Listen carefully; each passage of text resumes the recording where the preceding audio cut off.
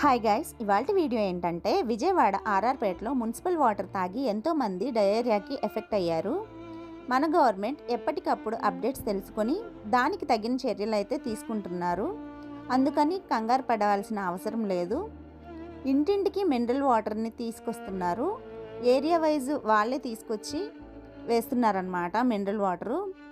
అంతేకాకుండా అక్కడక్కడ టెంట్లు వేసి స్టాల్స్లో పెట్టి అక్కడ కూడా మినరల్ వాటర్ అయితే ప్రొవైడ్ చేస్తున్నారు. మనం కూడా వాటర్ని కాచి చల్లార్చుకొని తాగితే చాలా మంచిదండి. అంతేకాకుండా కొంచెం ఫీవరు అలాగే మోషన్స్ కానీ వామిటింగ్స్ కానీ అయితే అస్సలు అశ్రద్ధ చేయకండి.